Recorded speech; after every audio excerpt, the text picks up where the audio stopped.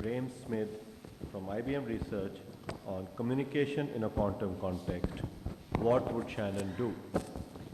Dr. Graeme Smith obtained his bachelor's degree from University of Toronto in 2001, his master's from Caltech in 2004, and his PhD again from Caltech in 2006. He is presently a researcher at the IBM Thomas J. Watson Research Center in the Physics of Information group, which includes Dr. Charles Bennett, who was at DEI for CONSAS 2008. His research interests are computation and communication in noisy settings, coding theory, quantum Shannon theory, geometry and packing, cryptography, quantum estimation and detection, and quantum devices. Please welcome. Overview today of the theory of communications and information in settings where quantum effects are important. Okay, so the study of information and communication goes back a long way, but the person that really started the modern study of information theory was Shannon in 1948. Okay, and I was just talking to some students at lunch, and I guess second year in electrical engineering and computer science, you study information theory. Okay, so it's pretty basic. So the sort of this quote from Shannon's original paper, I think, does a nice job of summarizing the kinds of questions that we usually think of as information theory. So it's broad enough to include source coding or data compression, channel coding or error correction that I want to talk about a lot today. Okay, channel coding or error correction that I'm going to talk a lot about today, signal detection, cryptography, etc. Okay, and really one of the central questions in the theory of information is trying to communicate reliably in the presence of noise. So the way we model this is we imagine you have some noisy communication channel, I'll call it N. It has some input signal X and some output signal Y. And the relationship between the input and the output is that the probability of getting some output Y, given that you chose input X, is given by some conditional probability distribution. Okay, if I give you a single use of a channel like this and it's noisy, there's really very little you can do. You're not going to be able to communicate reliably. But really one of the, the beautiful thing that Shannon realized was that if you have many independent uses of a noisy channel like this, 1, 2, all the way up to N, if you use them in parallel, it's possible for a sender to encode some intended message M into all the inputs of these channels in such a way that a receiver who gets all the outputs can do some decoding operation to get a fairly good estimate of what the input was. So the point is that as the number of channel uses gets high, you can, with high probability, let this M naught, with high probability, this M naught will be equal to M. Okay. And the way you should think of this is maybe these are different pieces of a memory that you're using, or these are uses of an optical fiber at different times. The point is, as long as the noise is sort of independent in these different uses, you're going to be able to send information reliably. And in fact, we'd like to be able to send it at very high rates, right? So what we'd like to know is what's the maximum rate at which you can transmit information with errors vanishing as the number of channel uses grows. Okay? So a priori, this is a complicated question, right? It involves optimizations over asymptotically large strategies that you might use for communication. But really one of the most beautiful results in information theory is the fact that it's possible to characterize the capacity of a noisy channel like this in terms of a simple formula, a simple optimization over a single use of the channel. Okay? The capacity of the channel is just given by the maximum amount of correlation you can generate between input and output of the channel, where the correlation is measured by this mutual information quantity. The mutual information, I'll discuss more in a while, but it's basically just the difference between the sum of the individual entropies of these variables and the joint entropy. And an important consequence of this simple formula is that the capacity of a noisy channel is additive, in the sense that if I take two channels, like a wire here and an optical fiber here, the capacity of the joint channel, when I use them together, is exactly equal to the sum of the individual capacities. Okay, so this is actually, I think it's a very beautiful theory, and it's very useful in engineering practice, but it does have at least one problem, right? And that's the topic of our discussion today, or of this whole conference. The world isn't made of random variables like that theory I discussed. It's made of atoms and photons, and these things obey quantum mechanics. And we'd like to develop a theory of information that's rich enough to include quantum effects too. Okay? And this isn't news to anybody, right? So even back in, so everybody knew, Shannon even knew that ultimately you were going to have to take into account quantum effects in your systems if you were going to get accurate descriptions of them. So this is a quote from a review by John Pierce in IEEE Information Theory Transactions called The Early Days of Information Theory. And, maybe I'll read it. He says, "I think I've never met a physicist who understood information theory. I wish that the physicists would stop talking about reformulating information theory, and they'd give us a general expression for the capacity of a channel with quantum effects taken into account, rather than a number of special cases." And you can see from what he's saying here is that he's basically seeing these quantum effects as an annoying source of noise in your system. So the quantum effects are telling you that, well, I can't measure things as precisely as I'd like to, or I can't localize things in the way I'd like to. And it's sort of a, I guess, it's a very negative view. But, and it turns out, in fact, more than just being some source of noise in your system, it's possible when you actually reformulate information theory a little bit to use these quantum effects to your advantage. Okay?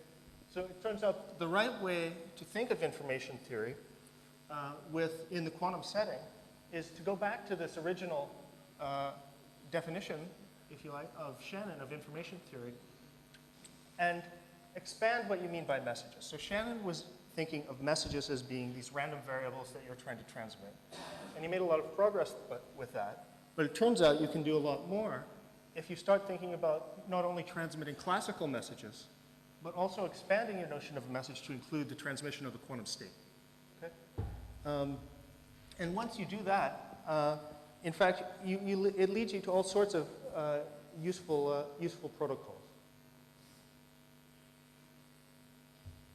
Okay, so for example, by thinking of quantum effects as a resource, or by thinking of your signal states as being made up of quantum states rather than classical, you immediately get to this idea of quantum cryptography, which allows you to transmit classical information with a level of security that's not possible with purely classical theory, by taking advantage of your ability to transmit quantum states. And similarly, if you imagine having a computer that can exist in superpositions of different states rather than has to pick a definite state, it's possible to develop algorithms for that kind of computer, quantum computer, that can do very difficult problems. They can factor efficiently, simulate quantum systems very well. And in general, when you start thinking about using signal states that are fundamentally quantum, you get advantages in all sorts of areas, like precision measurement, communications, and cryptography. Okay, and the key idea in all of this is to replace this notion of a bit, which can take on one of two definite values, a 0 or a 1, with a quantum bit or a qubit, which can take on any definite superposition of, say, 0 and 1. Okay? And the key feature of these qubits, or one of the key features, is that it's not possible to measure a qubit without disturbing it. So that's a very important aspect of quantum systems if you're interested in doing quantum cryptography. And in a very related way, it's not possible to clone a system or to make a copy of it. So if I give you an unknown quantum state, there's no way for you to do some physical operation on it that gives you two copies of that unknown state. It's not a physical, basically because it's not linear. Okay, and in general, qubits are a really useful abstraction for thinking about designing protocols that involve fundamentally quantum effects, like algorithms for quantum computers, cryptography systems, etc. And it turns out then that the right way to think of information is actually in terms of quantum systems and qubits. And it's only in this very special degenerate case that we get this picture of Shannon that we now call classical information.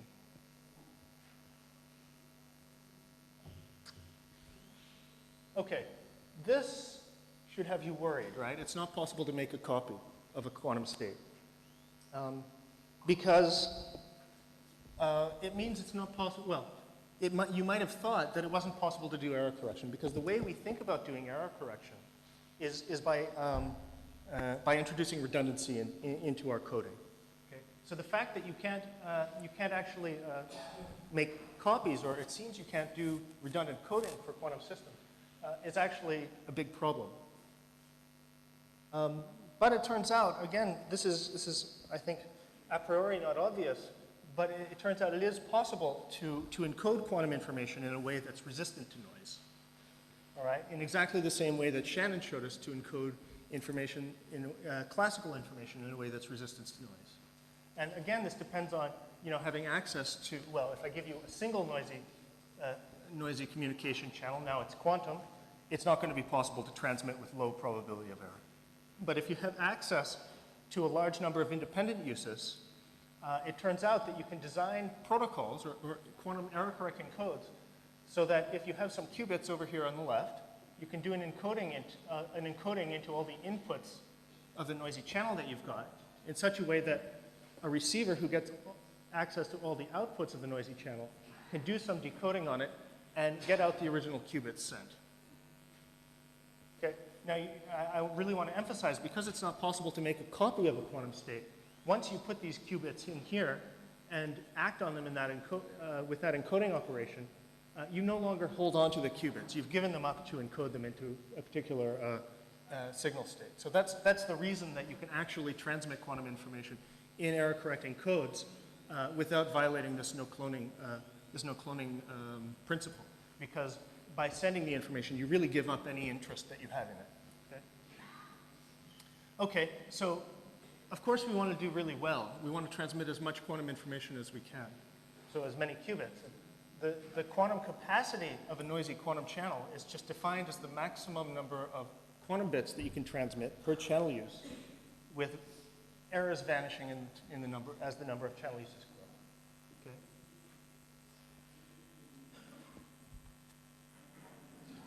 Okay. Okay, and what I wanted, one of the sort of interesting effects that I want to discuss today relates to this picture. I'm really interested in very noisy quantum channels. So quantum channels that are so noisy that this quantum capacity is strictly zero. So it's not possible to transmit any quantum information with them at all.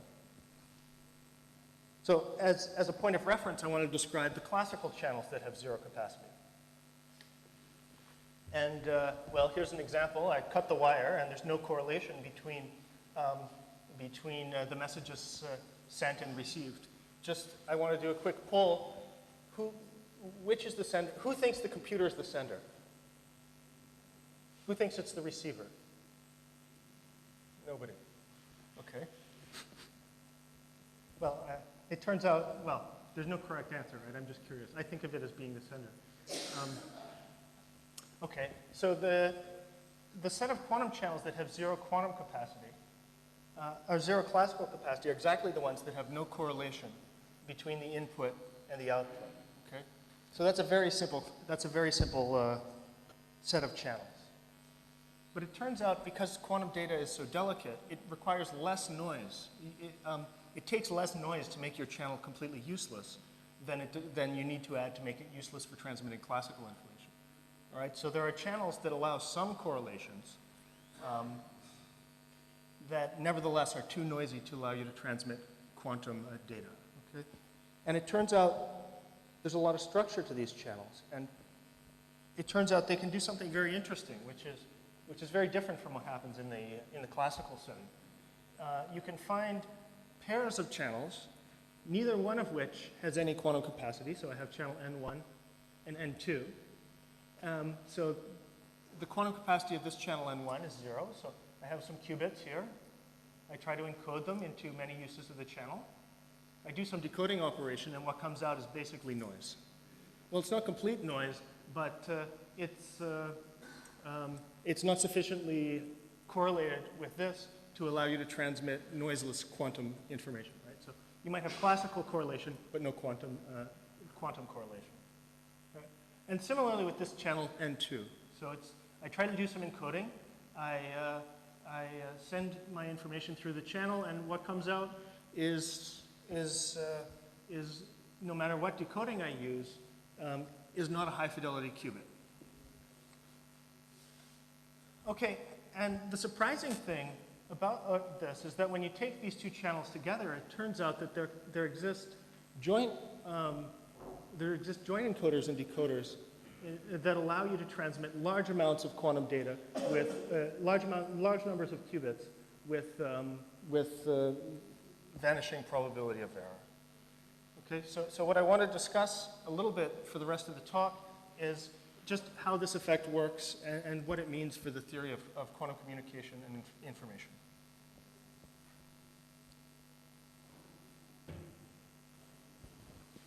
Okay, so here's an outline. Yep, good. For the rest of the talk, first I want to remind you a little bit about quantum states and channels, and then I want to talk about two different capacities of a quantum channel. The first I've already discussed with you, the quantum capacity of a quantum channel, and the second is the private capacity. And that's the capacity for transmitting classical information in a way that maintains security of that information. So in a way that prevents any eavesdropper from learning about it. So this is closely related to quantum cryptography. Then I want to discuss with you a couple of different kinds of quantum channels that have zero quantum capacity, one of them in detail. And then I'll show you how to take two of those channels. There are going to be two classes of zero quantum capacity channels that I described. And I want to show you how to take two of those channels and put them together to get positive joint capacity. Okay, so this is well, the word superactivation is used to describe that. So the idea is somehow the two channels have some sorts of complementary potentials, and one channel activates the potential of the other.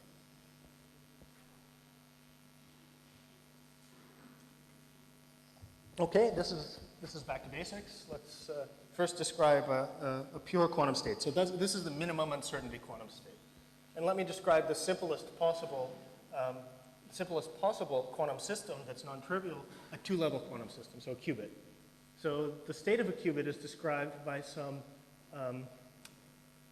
superposition of, so this should be a ket, so should that in there. Some superposition of two different states, 0 and 1. These are orthogonal states.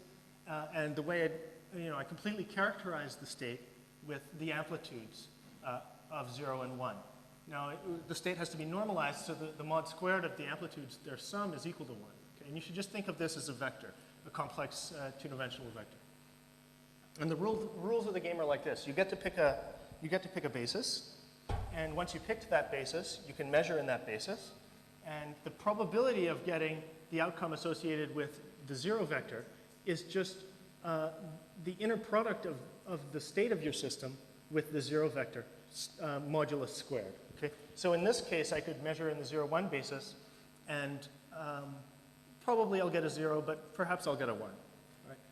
And really, the essential thing that makes this theory quantum rather than classical is that you don't have to pick this 0, 1 basis. If you restricted your attention always to this single basis, you'd have basically classical probability theory.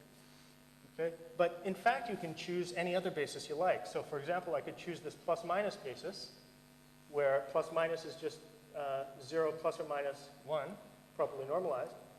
And I could measure in that basis instead. So now probably I get a plus, perhaps I get a minus. Okay? And you can, I guess, generalize pretty simply to the D-level system. You just let this vector be a D-dimensional complex vector rather than 2. Okay, so that's the simplest quantum state, but in general, a quantum state might be mixed. As I said, pure states these are the minimum uncertainty states in quantum mechanics, but you can also have a mixed state, which is where, well, with some probability p sub I, you have state psi sub I, and this is kind of important, so I want to write it over here.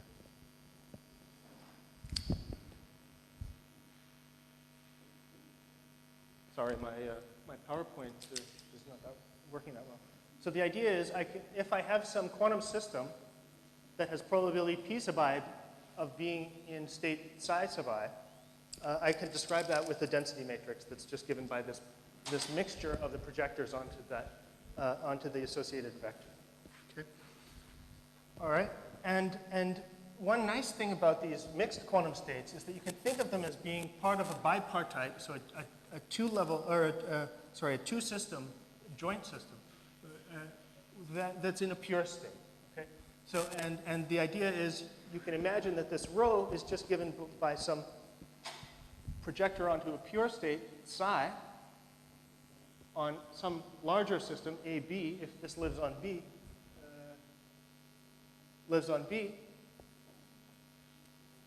then an equivalent way to write this mixture is just as the partial trace of some larger pure state.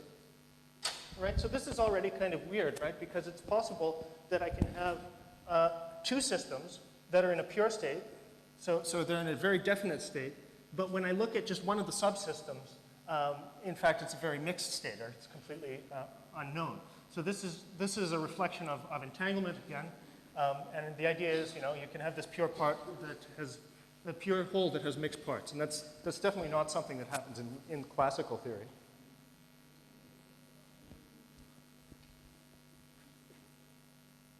Okay, I'm going back to the whiteboard.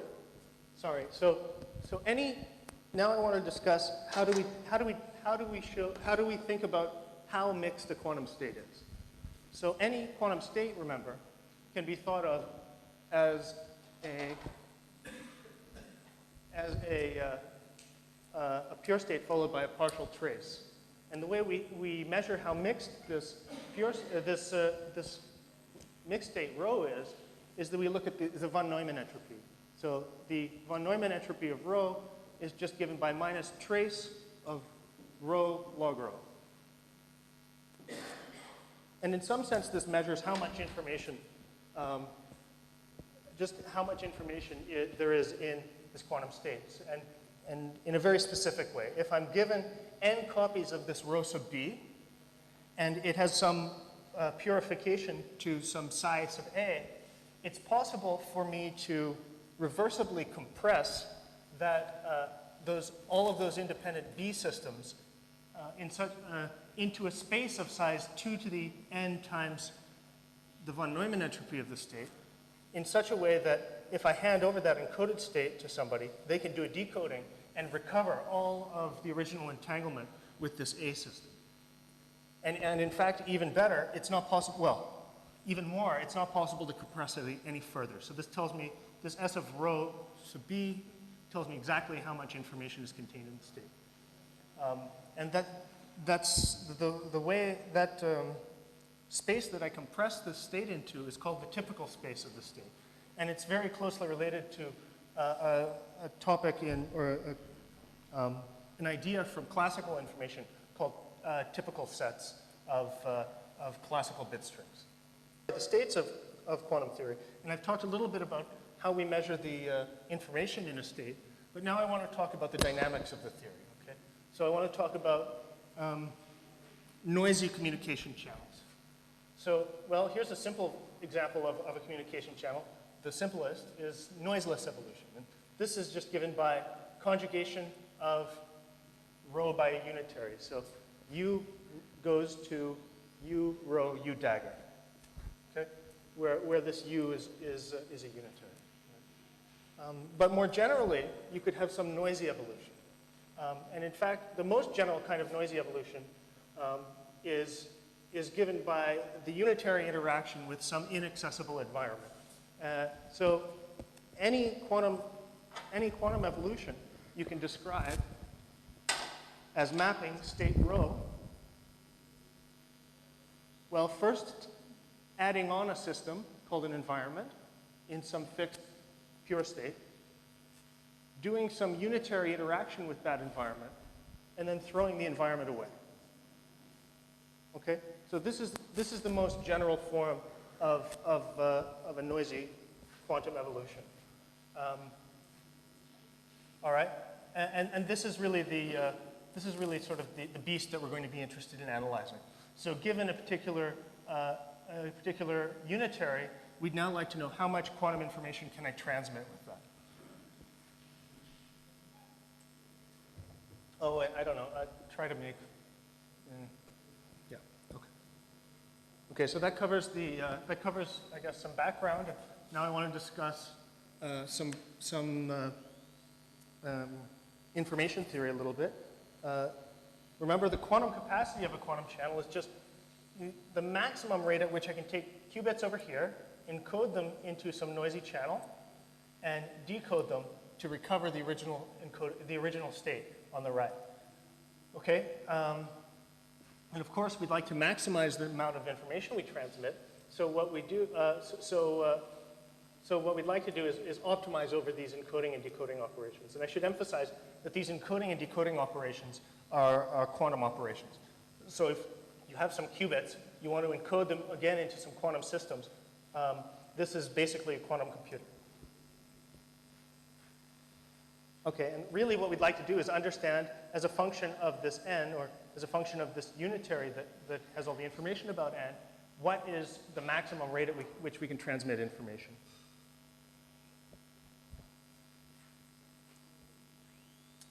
Okay, it turns out that well, we can't get this nice simple formula like we had for the classical capacity.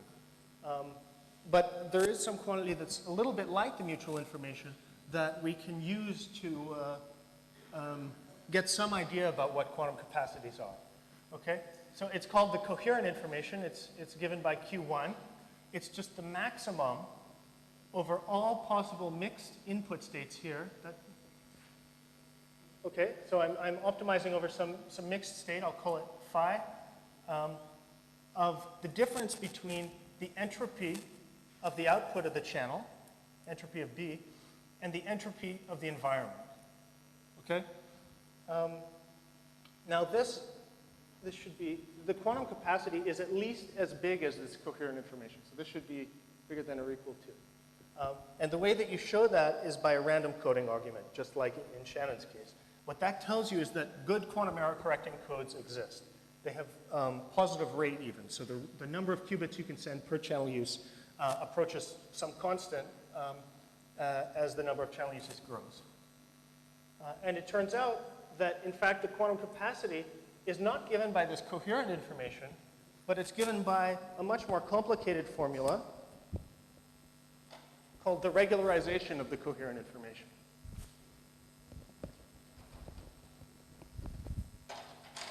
It's given by the maximum, well, sorry. Since I've defined the coherent information, quantum capacity is given by just the limit over many channel uses, as the number of channel uses goes to infinity, of the total amount of coherent information you can generate with n uses of the channel. Okay? So this is a little unfortunate, because this gives us an asymptotic expression for this quantity that we're interested in, and it's not something that we can evaluate in general. Okay? And it turns out, in fact, the quantum capacity can be strictly larger than this coherent information, which tells us that random coding techniques are not optimal for transmitting quantum information. Okay, so this coherent information is kind of it's a little bit difficult to understand, so I want to say a few words about it. First of all, it's somehow related to this no cloning idea.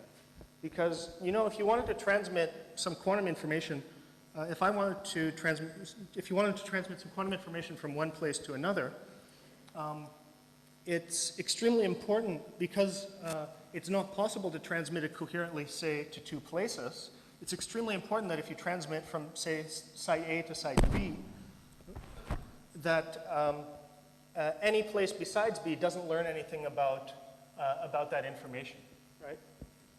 So in other words, because of this no cloning principle, if I want to send you information, your friends better not find out about it, okay? And this no cloning basically tells you that this operation, which is, I guess, manifestly not linear, is not linear, right? And the only operations that we can do physically are linear ones. Okay, and somehow this coherent information down here tells us something about how much more information the output of the channel has than the environment of the channel has. And that's why it tells us something about how much quantum information we can transmit, because it's essential that quantum information not be leaked to the environment if it's going to be transmitted with high fidelity. Okay, so this is something like how much secret information we can send to Bob. It's how much secret information we can send coherently, actually. Okay, there's another capacity of a quantum channel that's also very interesting, called the private capacity. And the private capacity, it's very closely related. We have a slightly different setting. Now we want to transmit classical information, okay, from our sender to our receiver. But we'd like to do it in such a way that that an adversary that has access to all of the environments of this channel, okay, remember we think of our channel as being a unitary interaction with some inaccessible environment. We'd like to make sure that an adversary who has access to all of those environments can't learn anything about the messages sent. Okay. This should be phi sub x. I'm very sorry about the problems with this. I should have checked before. Okay. And the maximum rate at which you can transmit classical information privately is given by something called, or related to something called the private information. The private information is just the maximum over all input ensembles, right? So I have some random variable x, I have some phi sub x that depends on that, here, it's up here, and I put this phi sub x into the channel. The private information is just the maximum difference between the mutual information between this x and the output of the channel, and this x and the environment. So this is more literally how much more information does the output of the channel get about this random variable than the input of the channel did. Okay. And it turns out, again, that this private information is a lower bound for the optimal rate at which we can transmit privately. So this should be bigger than or equal to. So P of n is just at least as big as this private information. And in fact, you can do a similar trick. You just have to evaluate this P1 of n on n uses of the channel and normalize by the total number of uses, and that gives you the private capacity. And it turns out that this regularization procedure is necessary. Okay, so this private capacity is not equal to this single letter private information. And I should point out, because of this, because transmitting quantum information, if you transmit quantum information with high fidelity, it's necessarily private. The private capacity is at least as big as the quantum capacity. Okay, and in fact, sometimes it can be strictly bigger, which is kind of an interesting case.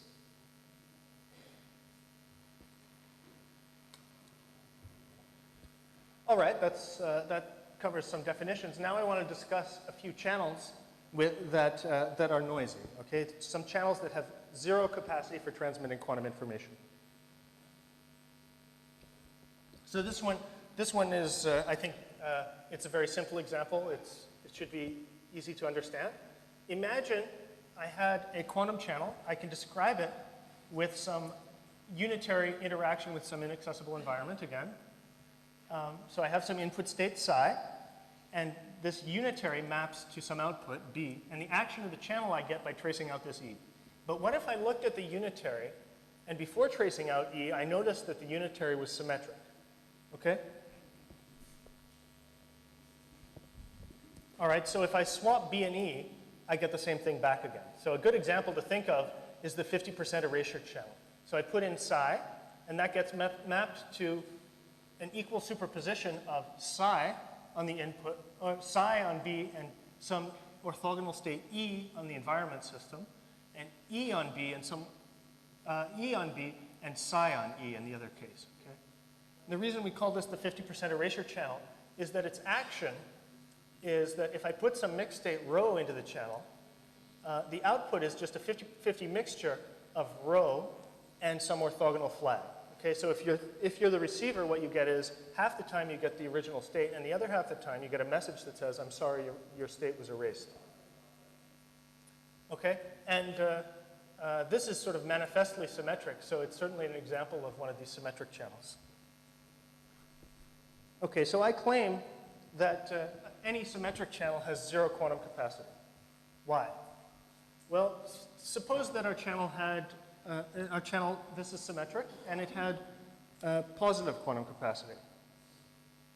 Well, the first thing I should tell you is that this quantum capacity involves many uses of the channel, so I should take many copies of this unitary U acting on some state, and the output is many copies of the output space of the channel and many copies of the environment. But I'm allowed to do some encoding, right? So what happens is, if the channel had capacity, I could take some state psi, do an encoding, put it into many uses of the channel, and out of the channel comes the output. I can do a decoding and get the original state back. Okay? Now the problem with that is that this unitary here is symmetric, and in fact, n copies of it is still symmetric. So if there was some decoding that works on the output of the channel, there would be another decoding that works on the environment of the channel. So I could decode on that too, in which case this entire operation, the encoder concatenated with many uses of the channel and these two decoders would take some input state psi and map it to two copies of that output state, right? It's this operation here. And that's not possible, right? That's not actually a physical operation. And again, the way to see it is that this is not a linear operation, even though any encoder, any channel, and any decoder need to be linear. More specifically, they need to be completely positive trace-preserving maps. Okay? Oops. All right, that's not possible. So as a result, any symmetric channel has got to have zero quantum capacity, and specifically this 50% erasure channel has zero quantum capacity. And that's going to be one of the two channels that I show you how to put together to get positive joint capacity. I'm going to ask you to ignore this, and I'll tell you about something called partial transpose.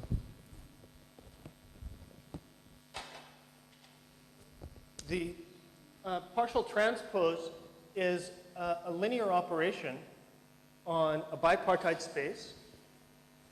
So I have some basis of a space, ij tensor KL, ij on A, KL on B, and the way the partial transpose works, I'll call it gamma of B, is that, well, it just does transpose on half of the, on the B system, but not on the A. So it maps this basis vector to this one. And the way to think about this is if I wrote down a density matrix, rho AB, it has some block form associated with the with this bipartite system, and I do transposes within each of the blocks, but I don't move the blocks around. Okay, that's what partial transpose is.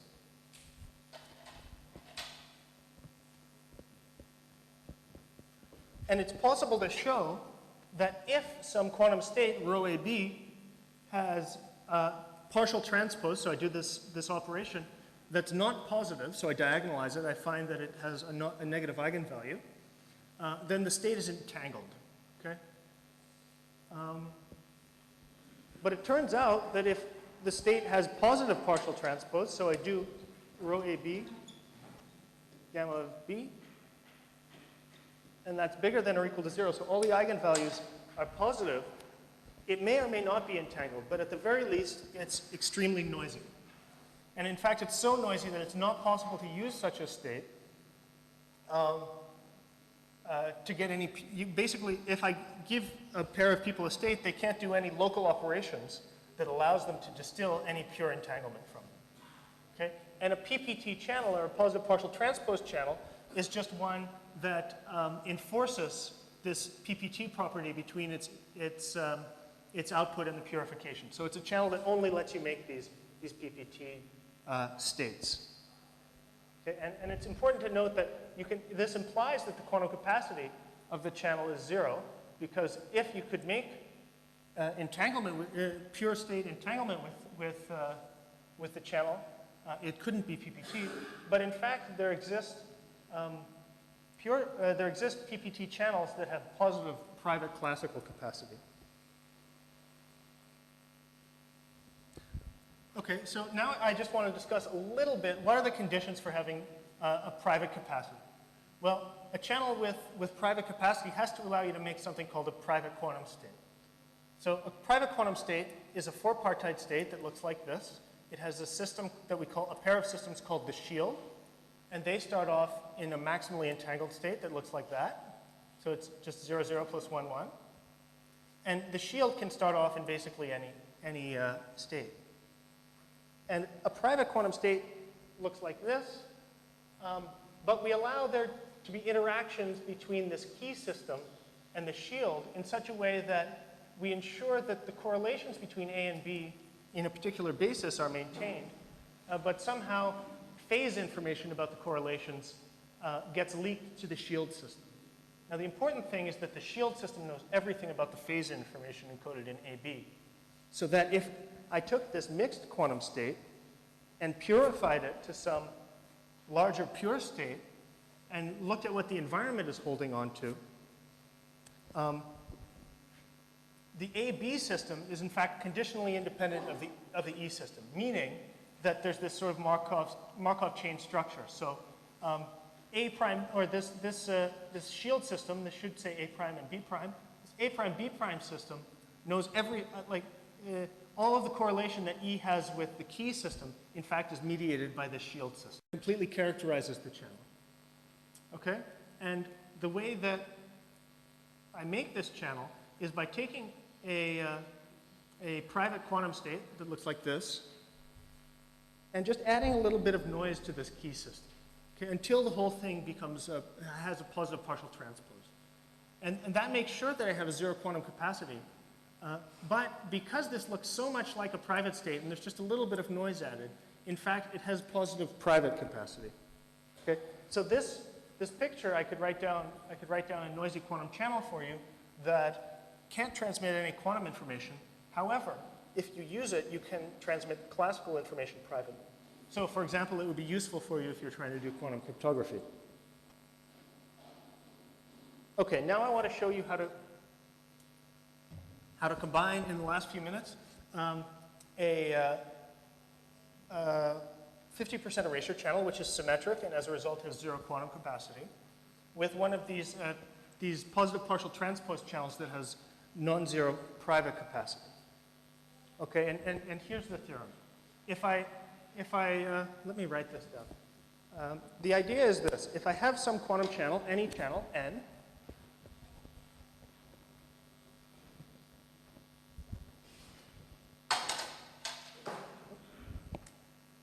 if I have some channel n, the quantum capacity of that channel, together with a 50% erasure channel, is at least as big as half the private capacity of that channel used alone. Okay?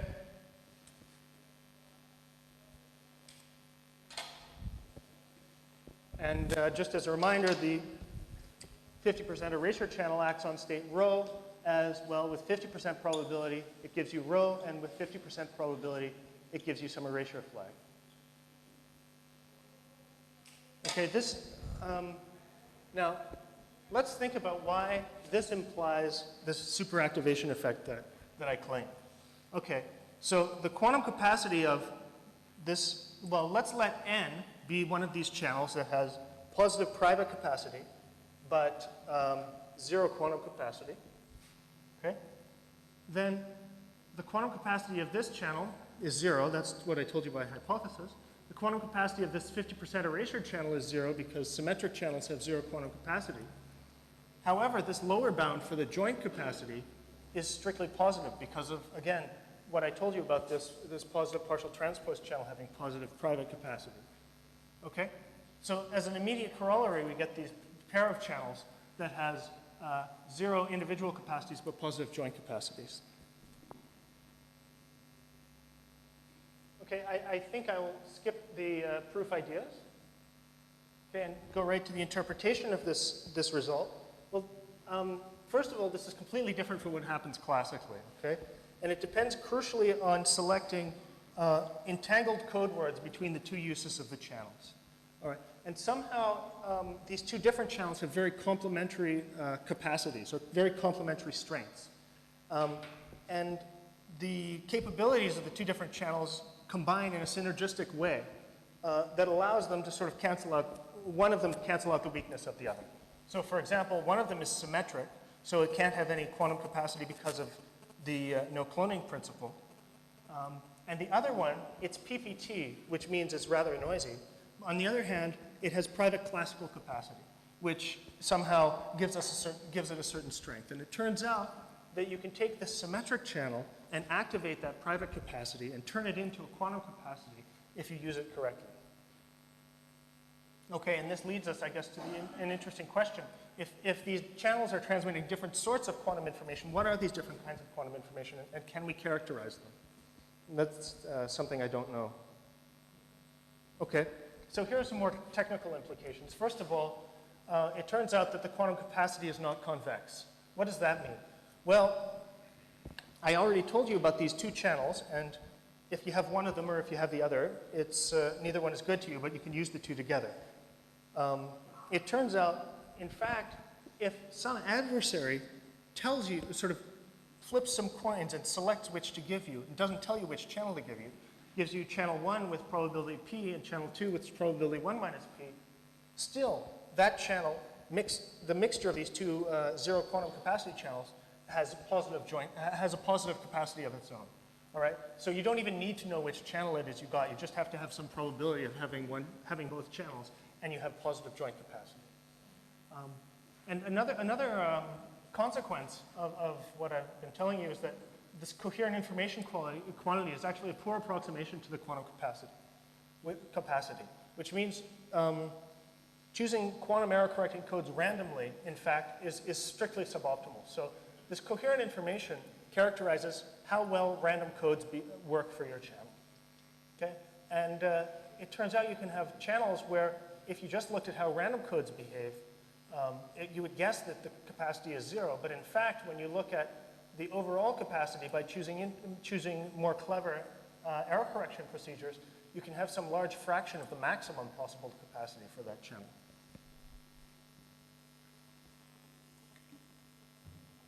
Okay, these are just some other comments I want to make of work that's been going on. First of all, this privacy seemed to be very important in getting the non-additivity. That theorem I showed you basically told you that if you have private capacity, you can somehow activate that privacy and get quantum capacity. But it turns out you can do something very similar for channels that have no private capacity either.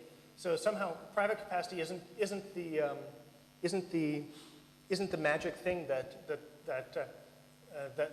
well, it sort of isn't the magic answer to what kind of information does this channel transmit. And it turns out that even this private capacity, which characterizes the capability of the channel for doing quantum cryptography, is very non-additive too. So you get this effect where two channels, neither of which is very good for quantum cryptography, you put them together, you get very good channel. Okay? And in fact, you don't need to do this in the asymptotic setting. So there are, now what do I mean by that? You remember this quantum capacity was defined in terms of many uses of the channel. And we're talking all the time about what's the rate at which you can transmit information in the limit of many channel uses. Okay? But it turns out you can actually find channels with fixed dimension that have this property. If I give you, there's channel 1, channel 2. If I give you many, many copies of channel 1, it's no good. You can't transmit any quantum information. Similarly for channel 2. But if I give you one copy of channel 1 and one copy of channel 2, you put them together, you can transmit quantum information. Okay, so here's a summary of the talk. First of all, quantum information theory, it sort of gives us the ultimate limits on communication and cryptography as well as information transmission. Quantum information is very different from classical. So it can't be copied, and it's very delicate. And as a result, the theory of quantum error correction is really important in the theory of quantum information. The quantum capacity gives us a sort of holy grail for error correction. It tells us the best rate at which we could hope to do error correction, and can also guide our design for more practical error correction techniques. And it turns out that very noisy quantum channels can interact in fairly surprising ways. And in fact, the surprises are good. It means that these things that look very useless, that look useless to us, too noisy to transmit any information, can actually combine in a synergistic way and be useful when we use them together. Okay, here's a long list of things, of interesting topics, I think, in the theory of quantum information that I haven't managed to cover. There's a whole theory of multiple user channels, so many senders and a single receiver, many receivers and a single sender, understanding the theory of quantum networks, but you should really be careful if you were going to think about this in the quantum setting, because even in the classical setting, some of these multi-user problems are hard. Of course, these quantum capacities, they tell us the optimal rates at which we can transmit quantum information, but they don't tell us practical ways to achieve them. So it would be nice to find practical ways to, sort of practical constructions for error correcting codes that come close to these optimal bounds that we get. Okay? There's a whole story of quantum error correction and fault tolerance on trying to do operations on your encoded data, and that's actually very interesting too. I think I'll just leave this here, and if you want to read it a bit, fine. Otherwise, we'll ask questions. Thanks. You said you can't use the mutual information in quantum case to define the channel. But is there any meaningful? So I think you can still define the mutual information for a quantum system, right? Yes. Because you can define the conditional probabilities. So is there a physical, meaningful interpretation for mutual information in this context, or is it useless? I mean, No, actually, it's very useful. So I can just draw a picture. So in the classical setting, right, the mutual information is just, it tells you the capacity. In the quantum setting, if I have some channel that maps some A system to some B system, and then I say, not only do I have the channel, but I allow the sender and receiver as much entanglement as they like. Okay, so they can start with a lot of entangled pairs. Right? Those things are no good for transmitting information themselves, right? Because, well, you know, look,